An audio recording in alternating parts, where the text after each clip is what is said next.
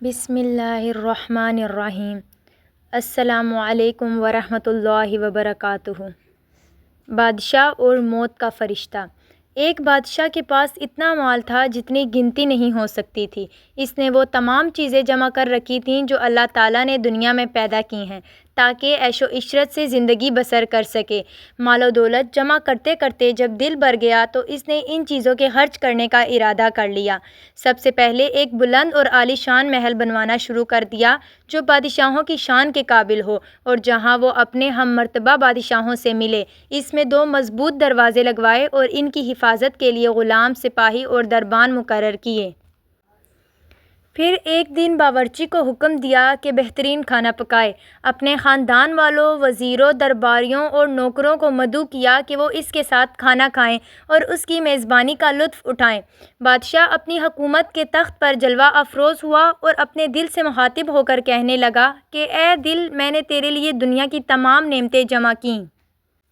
اب اطمینان سے بیٹھ، ان کے مزے چکھ اور بہت دنوں تک زندہ رہ کر حکومت کر۔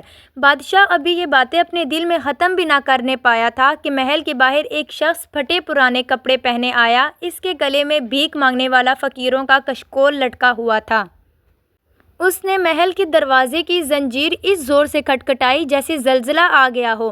عمارت لرز اٹھی، قریب تھا کہ تخت الٹ جائے۔ غلام ڈرے اور دوڑ کر دروازے تک پہنچے کہ دیکھیں کیا آفت آئی ہے۔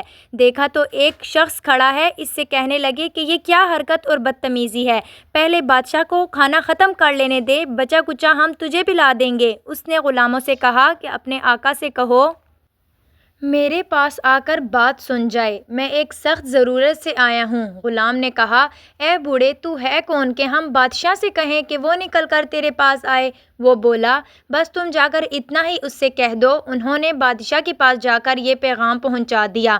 بادشاہ سخت غصے میں آ گیا اور انہیں کہنے لگا کہ اس کی یہ جرأت، تم نے اسے ڈانٹا کیوں نہیں اور سخت سست کیوں نہیں کہا؟ اتنے میں اس شخص نے دوبارہ دروازہ پہلے سے بھی زیادہ زور سے کھٹکھٹایا۔ غلام ڈنڈے اور ہتھیار لے کر اسے مارنے کے لیے پہنچے۔ وہ الٹا ان پر غرانے لگا اور للکار کر کہا خبردار، اپنی اپنی جگہ کھڑے رہو، میں ملک الموت ہوں اور بادشاہ کی جان لینے آیا ہوں۔ ملک الموت کا نام سن کر وہ کانپنے لگے اور اپنی جگہ سے ہل تک نہ سکے۔ بادشاہ کو اطلاع ہوئی تو اس نے کہلوایا میرے بدلے کسی دوسرے کی جان لے لے۔ ملک الموت نے کہا میں کسی کے بدلے دوسرے کی جان نہیں لے سکتا، میں تو صرف تیرے لیے آیا ہوں تاکہ تجھے ان نعمتوں سے جدا کر دوں جو تو نے جمع کر رکھی ہیں۔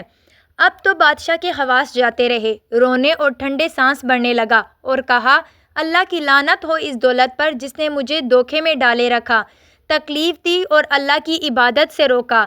حالانکہ میرا خیال تھا کہ یہ مجھے فائدہ دے گی، لیکن یہ میرے لیے وبال جان ہو گئی ہے۔ اب میں خالی ہاتھ یہاں سے جاتا ہوں، سارا مال میرے دشمنوں کے کام آئے گا۔ اسی وقت اللہ تعالیٰ نے اس کے مال کو بولنے کی طاقت عطا کر دی۔ وہ بولا مجھ پر کیوں لعنت ملامت کرتا ہے؟ تجھے چاہیے کہ خود اپنے اوپر لعنت کرے۔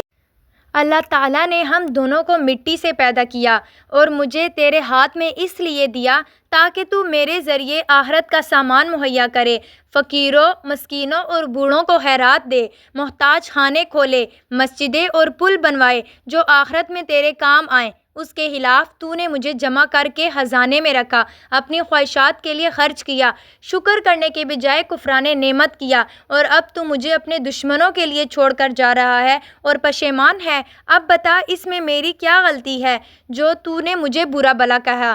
اس کے بعد ملک الموت نے اس کی جان نکال لی اور وہ کھانا کھانے بھی نہ پایا تھا کہ مردہ ہو کر تخت سے گر پڑا۔ اس لیے میرے پیارے بہن بھائیوں، مال و دولت انسان کو اندھا بنا دیتی ہے۔ اس کی لالچ اور حرص انسان کو اندھا کر دیتی ہے جس سے وہ اپنی آخرت بھی برباد کر دیتا ہے اور دنیا میں بھی ذلیل اور خوار ہو جاتا ہے۔ اگر اللہ تعالیٰ نے آپ کو دولت جیسی نعمت سے نوازا ہے تو اس کے مقرر کیے ہوئے حدود اور شرائط کے مطابق استعمال کریں تاکہ آپ اس نعمت سے فائدہ اٹھا سکیں اور یہ نعمت آپ کے لیے دنیا اور آخرت کا سامان بنے، نہ کہ عذاب کا باعث بنے۔ نبی اکرم صلی اللہ علیہ وآلہ وسلم نے فرمایا کہ اللہ تعالیٰ فرماتے ہیں کہ اگر یہ دنیا میری نزدیک مچھر کے پر کے برابر بھی اہمیت رکھتی تو میں اس میں سے پانی کا ایک گھونٹ بھی کافروں کو نہ دیتا۔ اس سے معلوم ہوتا ہے کہ مال و دولت اللہ کے نزدیک مچھر کے پر کے برابر بھی اہمیت نہیں رکھتی، تو ہم اس کے پیچھے لگ کر اپنی آخرت کیوں برباد کریں؟ اس طرح کے خوبصورت واقعات اپنے بچوں کو لازمی سنائیں تاکہ ان کی روحانی تربیت ہو سکے اور نہ کہ صرف اسی دنیا کا سوچے بلکہ وہ اپنی آخرت کی بھی تیاری کر سکیں۔ اللہ تعالی ہم سب مسلمانوں کو ایمان کی دولت سے کبھی محروم نہ کرے اور کلمہ طیبہ موت کے وقت نصیب کریں۔ اگر آپ کو ہماری محنت اور مفید معلومات پسند آئیں تو ہمارے چینل کو ضرور سبسکرائب کریں تاکہ ہماری حوصلہ افزائی ہو، اور کمنٹ باکس میں اللہ یا محمد یا کسی بھی اسلامی شخصیت کا ضرور نام لکھیں۔ جزاک اللہ خیر۔